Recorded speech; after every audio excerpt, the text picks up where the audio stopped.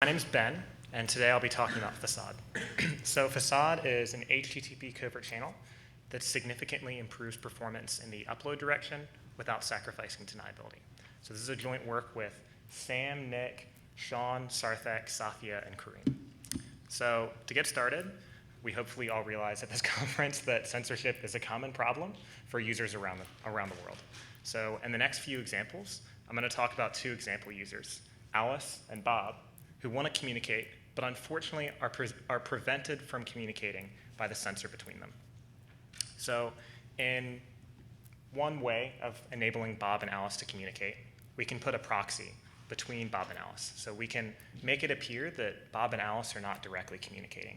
So this could be a web proxy, or it could be something like Tor. And while Tor would be great here, Tor does a fantastic job of hiding the fact that Bob and Alice are communicating. It does a great job of disassociating you from your traffic. It does a poor job of hiding the fact that you're using Tor. So we've already described this earlier, but if the censor can detect that you're using Tor, if they can detect that you're using some sort of proxying protocol, then they're willing to accept the collateral damage of blocking your proxying protocol or blocking Tor, then they can block communication between Alice and Bob simply by blocking Tor. So this is a problem. And this is a problem that, as we've already seen, actually has some real-world significance as well. So as was discussed earlier today, there was a case a few years ago at Harvard where a student sent a bomb threat to the university, and he sent this bomb threat over Tor.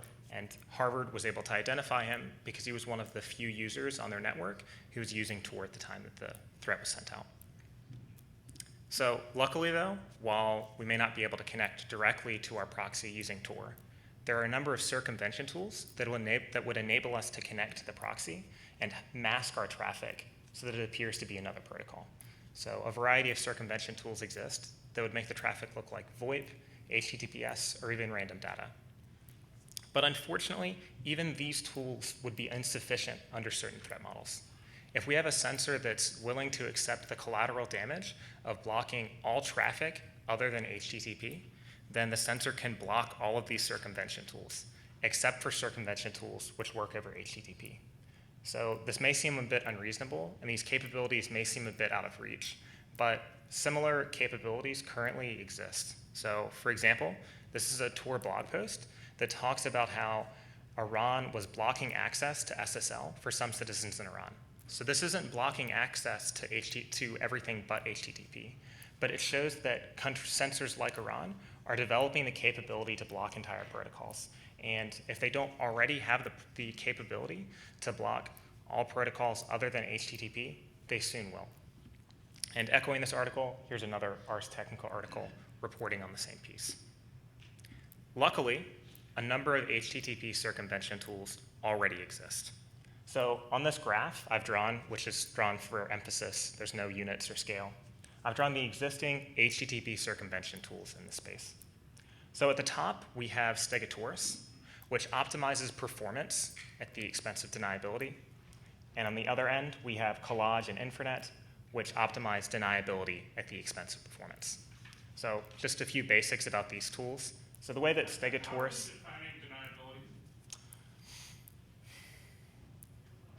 That's a tough question. So, I mean, that's could even be an entire topic for this workshop.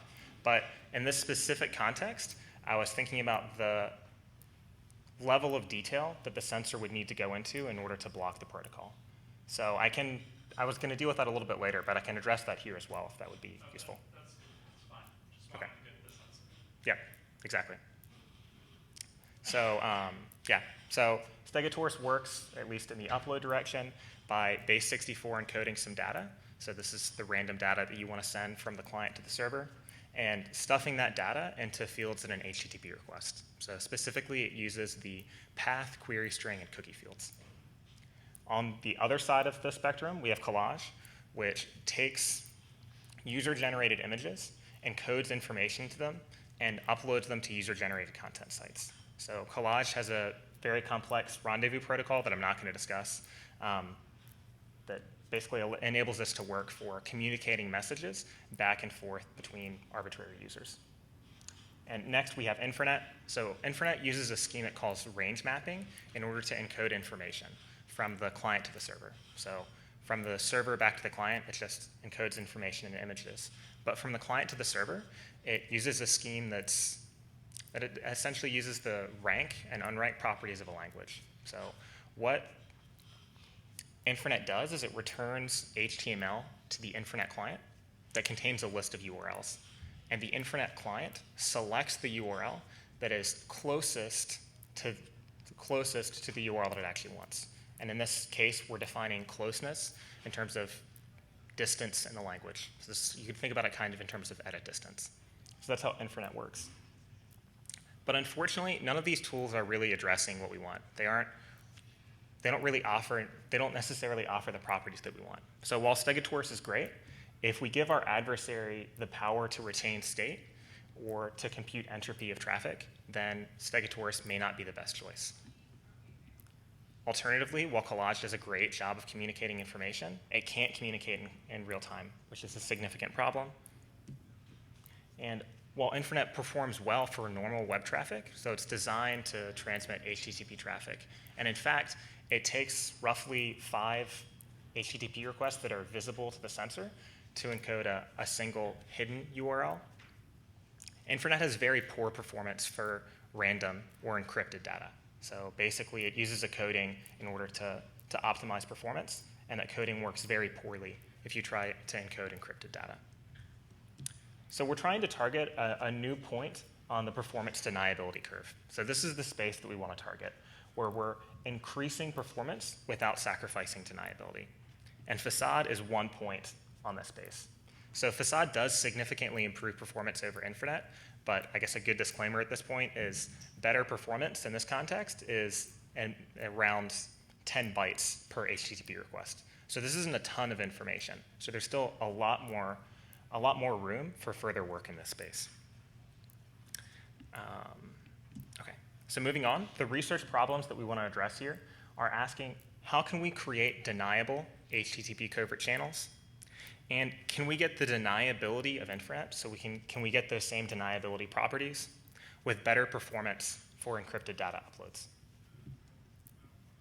So our solution is taking advantage of web search. So everyone searches the web. It's a wonderful application of the internet. And search is able to encode dozens of bits of entropy, which we can take advantage of to encode information. So the way that this is going to work is we're going to have Bob and Alice that are, again, going to try to communicate to a proxy, and that proxy is going to be our Facade server, and they'll be encoding their tunnel over HTTP.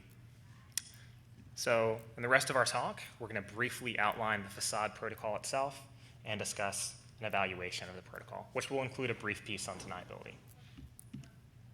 So to begin, we're going to discuss the threat model that we have, so what powers we give our sensor. So we've already discussed, we give our sensor the ability to detect and block all protocols other than HTTP. And we also give our sensor the ability to store some state. So specifically, several HTTP request response pairs worth of state.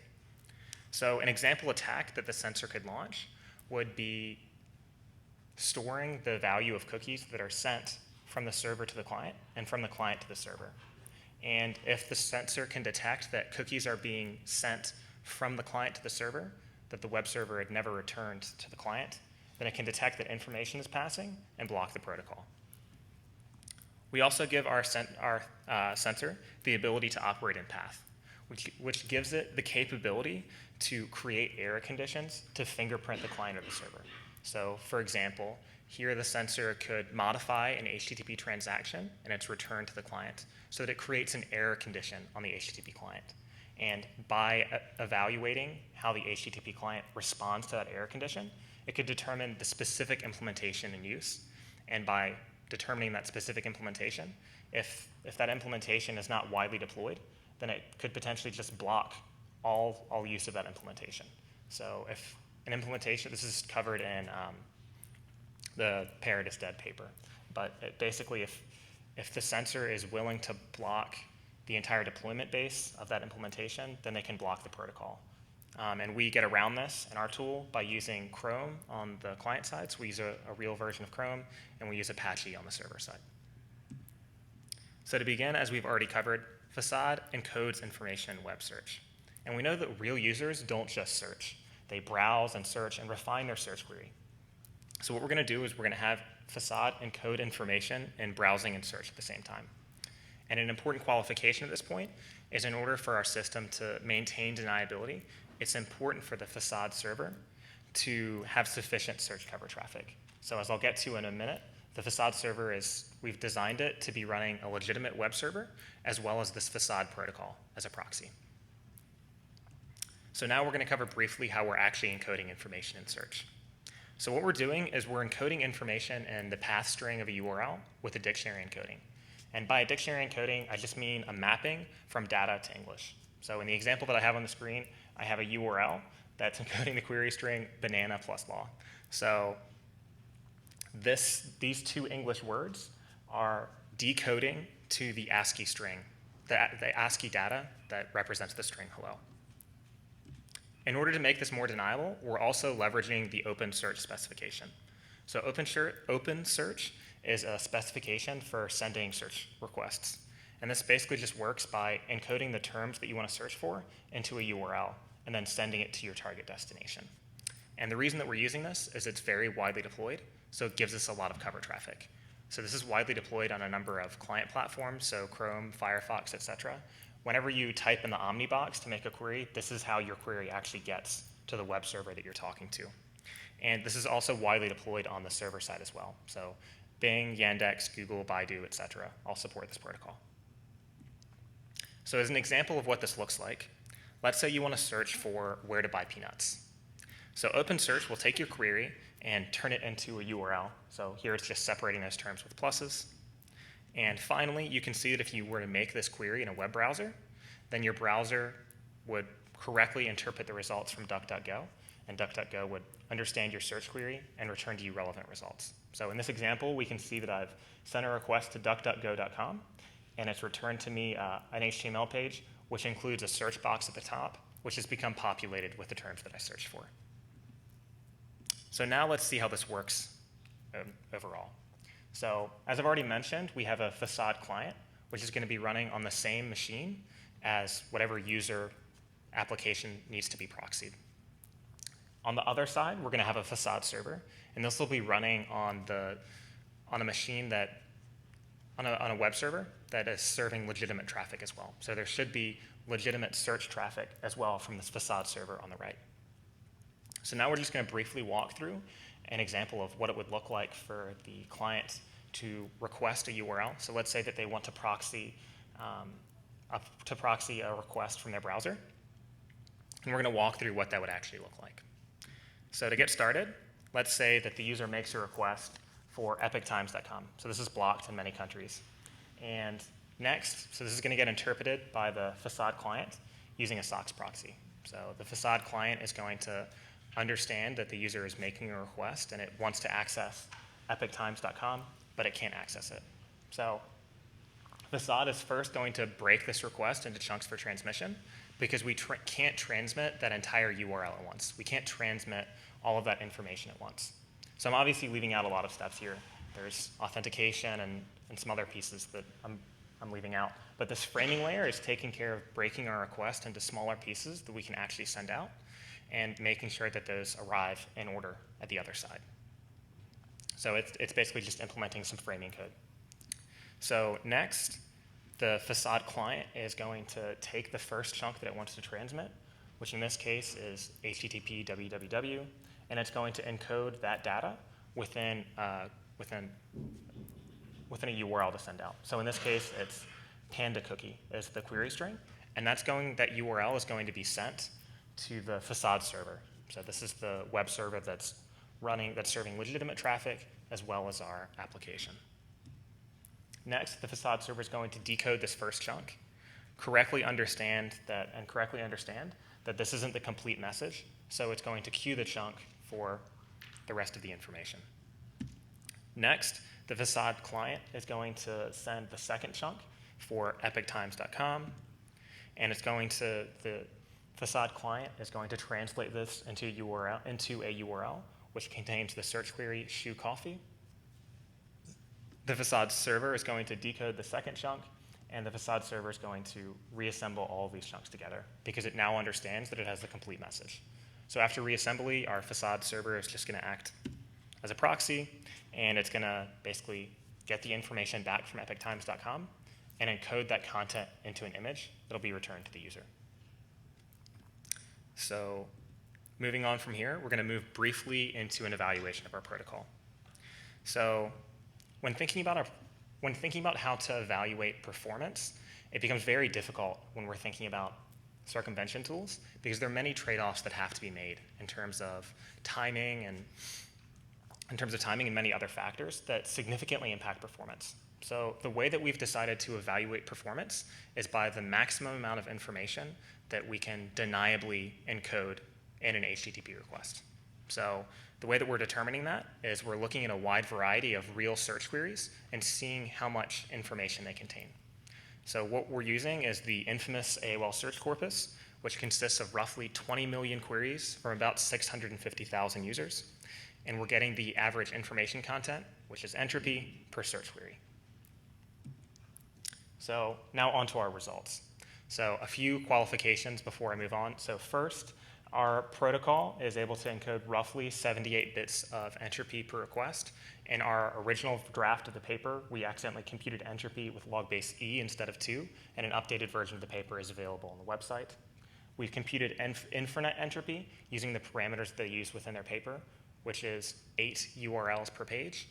And we've computed StegoTorus entropy, assuming that they're a base 64 encoding 2,000 characters per URL.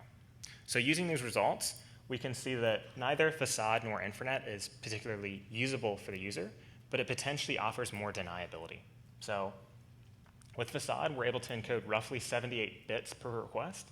But in order to get a connection that's equal to a 256 kbps link, you'd have to make 3,300 HTTP requests per second. So obviously that's not possible to do deniably. But Facade offers an additional improvement over StegoTorus, which is that its deniability set is not just HTTP. So with StegoTorus, StegoTorus is sending real HTTP traffic, but beyond that, it doesn't look like any other HTTP traffic. However, Facade not only looks like real HTTP traffic, because it is real HTTP traffic, it also looks like search and browsing traffic. And the same is true for Infranet. So Infranet doesn't just look like HTTP, it also looks exactly like normal web browsing traffic. So Infranet and Facade are able to gain a slight advantage over StegoTorus by not only mimicking HTTP, but mimicking a protocol on top of HTTP. So again, Facade is able to encode 78 bits. Infranet is able to encode 3 bits. So we're seeing a roughly 25, 26-fold increase. There's a lot of variation here. I can show those numbers if people are interested. And StegoTorus is obviously much better, though, but it's offering potentially less deniability. So from here, we have some future work that we could potentially go into. So depending upon how adversarial our sensor is, depending upon the effort that the sensor wants to expend to attack our protocol, we could make several different changes. So for example, rather than simply having one dictionary that's distributed with our protocol, we could negotiate a separate dictionary out of band between each user, between each Facade client and server, or just for each different Facade server could have a different dictionary that users would use to communicate with that Facade server. So this would make it more difficult for the sensor to fingerprint the exact probability distribution of the terms that you're using. Additionally, if the sensor decided to look into the probability of terms appearing together in a search query, so if you'll notice, all the queries that I've showed so far, the terms are very unlikely to appear together. So I mean, it's like searching for California banana or shoe coffee. So these terms are unlikely to appear together in a search query, but if the sensor actually decides to look into this further, if they start storing not only marginal PDFs, but also joint PDFs, then we could begin storing dictionaries that contain joint probability distributions. So rather than just storing the probability of the term ball appearing in a search query, we would store the probability of the terms ball, bat, and glove appearing together in a search query. So this is an example of some of the additional trade-offs that we could do to potentially resist an even more powerful sensor. So in conclusion, Today I've presented Facade, which is an HTTP covert channel that balances performance and deniability and improves upload performance significantly over some existing work. If you'd like to look at our code, it's still very much in development, but it's available from the following URL. And if you have any questions, I can take them now, or you can feel free to email me. Yep.